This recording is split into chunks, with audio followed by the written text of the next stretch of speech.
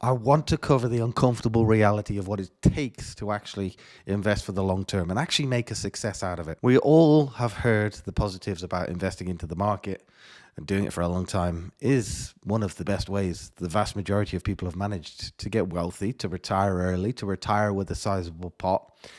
But it isn't all roses. It isn't all a very easy, enjoyable, simple journey.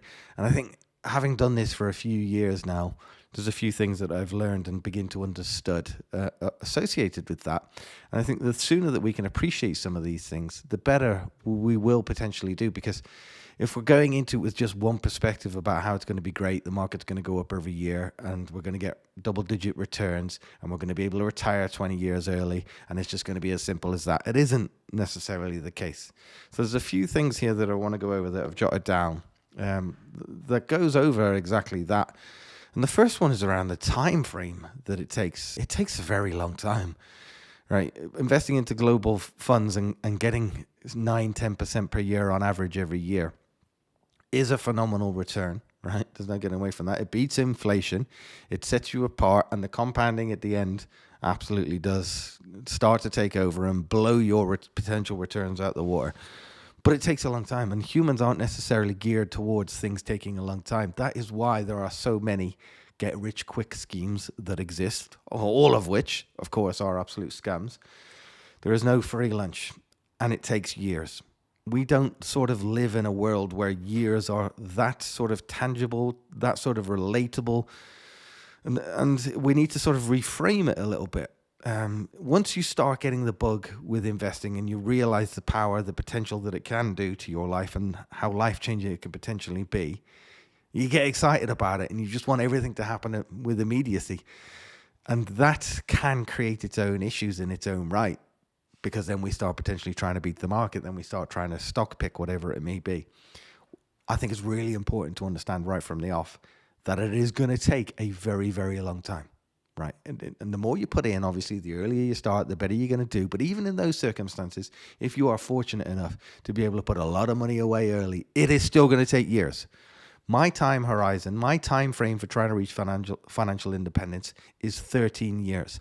And that is maxing out my ISA every single year and hoping that the markets return what they have done historically. I started at 37. I want to retire by the time I'm 50. 13 years is a very long time. Now, most people won't be in a position where they can max out their ISA, which means they're going to be putting less in. Some people much less, which means that we're talking decades. We are talking decades where we're going to start to see a return that's going to make a tangible difference to our life. So we need to appreciate that right from the off and accept it, because otherwise it can force us into some difficult decisions whereby we're probably going to interrupt our compounding. We're probably going to interrupt our returns. We're probably going to get sick and bored of it and make some silly decisions. Now, the way that I like to think about it, and I thought about it right from when I started investing, is the time is going to pass anyway. I mean, think about COVID. That's when I started investing, just before COVID. During COVID, we thought that this was going to go on for ages. It became the new norm. And now it's a distant memory. It's a completely different life that we led. That is 6 years ago.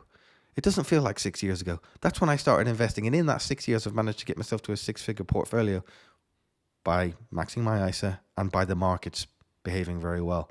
But the time will pass anyway. And that's why it's almost important to sort of ignore what the markets are doing. We're not worrying about what's going to happen inside 1 year, 2 years, 3 years. It's a long-term approach.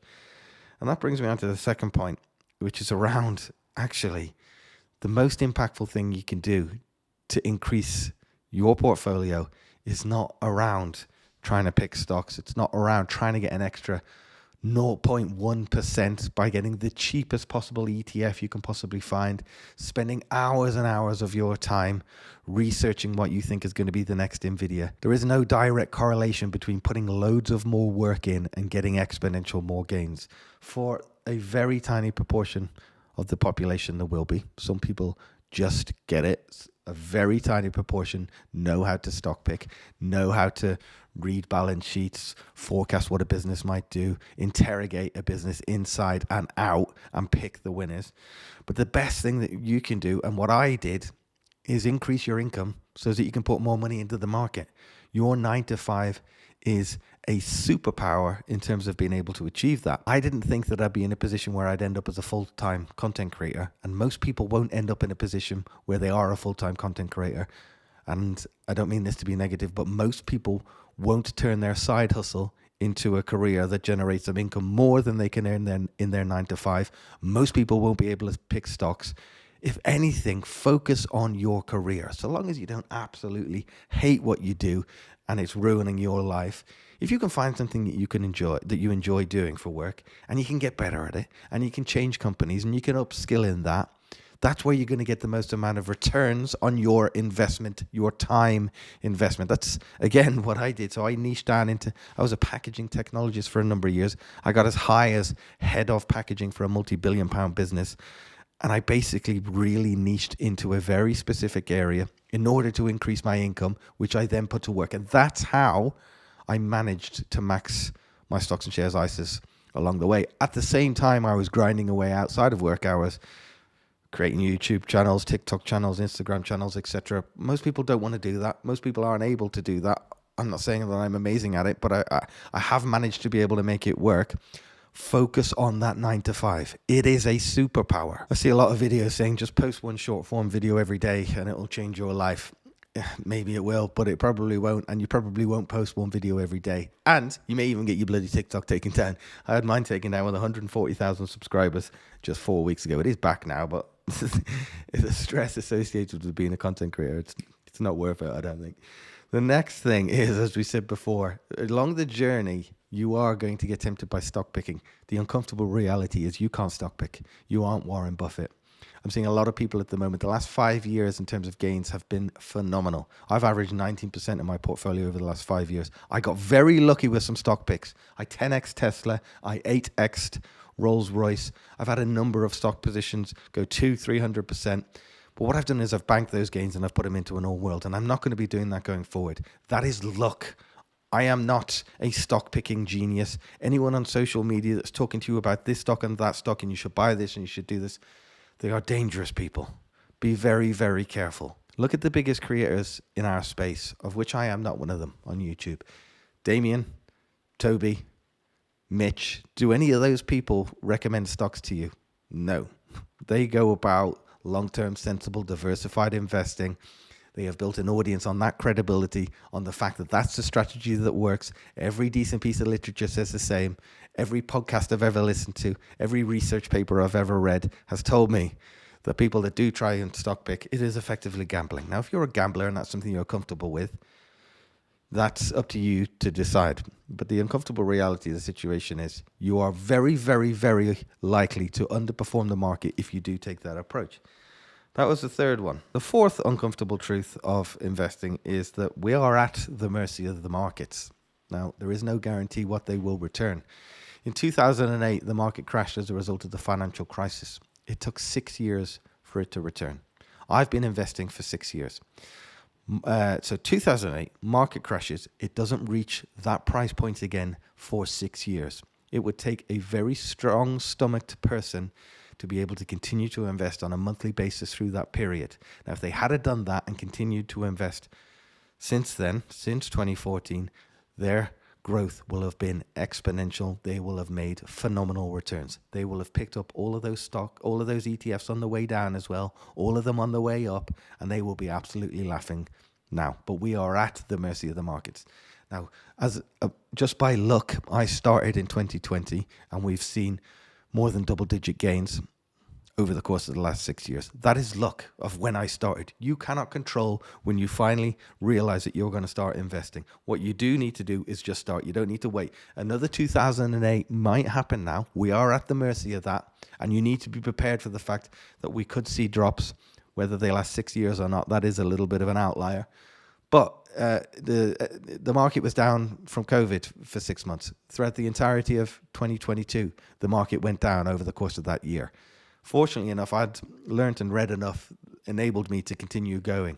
But if it happens for 2-3 years on the bounce, which it very well could, we just need to prepare ourselves that we're still going to continue to keep going. And the final thing is around sacrifice. So the sacrifice required in order to be able to get to a point where we are going to potentially become wealthy or retire early as a result of investing.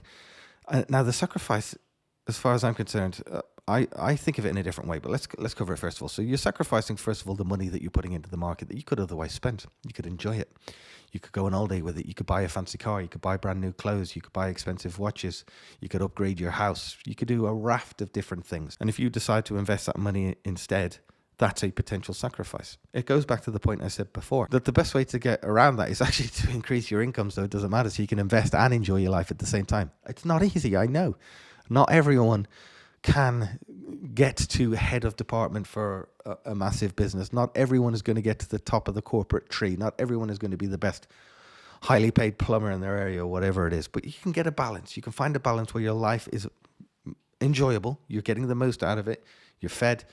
There's a roof over your head. Your bills are paid. Your family are happy and healthy. What more do you need than that? For me, that's all that I need, which is why I was able to put any additional income away. But some people will see that as a sacrifice. The other sacrifice, which is a smaller one, is you're going to sacrifice some of your time getting, upskilled in terms of understanding how to start investing. I did a TikTok on this the other day. I think it only takes about 20 hours, because I think in 20 hours you can read Live on Less, Invest the Rest. Live on Less, Invest the Rest by Andrew Craig. You can also read The Psychology of Money by Morgan Housel. You can watch a couple of podcasts. You can watch a few YouTube videos. You can open an account. And inside 20 hours, you can be ahead of 90% of the population. So that's a very small sacrifice. So in my mind, both of those aren't sacrifices. I reframe them. I don't mind living a relatively frugal life, and I don't mind learning, reading, researching about a topic that I'm very interested in. One that will also potentially set me financially free nearly 20 years before state pension age. I do anticipate, because this is a relatively negative approach to investing, I don't know how many views it's going to get, but it's important to be aware of this, understand it and grasp it. There's a lot of shillers, snake oil salesmen at the moment talking about selling you plans where they're going to tell you which stocks to invest in. They haven't got a clue, these guys. They are gambling. If they were amazing stock pickers, I promise you, they wouldn't be making social media channels. They make the most of their money from selling their discords to you, not from the returns they get in the market. They are very convincing in what they tell you. It is not a route to wealth that I'm comfortable with. It is akin to gambling. We will see a crash at some point in the short to medium term. On average, there's a crash every 2.5 years. That's an average. We saw a 20% drop last April with the tariff stuff. That came back very quickly. But what if we saw a 30% drop for 2 years, or 15% year on year for 3 years? First of all of those stock pickers will disappear, and you'll only be left with credible creators that are talking about long-term strategy, keeping it simple, doing it forever. But second of all, that's going to really test your temperament. So make sure you're aware that could potentially come in your time horizon. Now, the longer you are investing for, the more likely it is. But that's the reality of invest. That's the sacrifice it's going to take. It's just your mental ability to be able to deal with some of these things. So listen, I just wanted to go over that. Let me know what you think. Probably some people are going to disagree significantly with a lot of what I said, but that's my viewpoint anyway.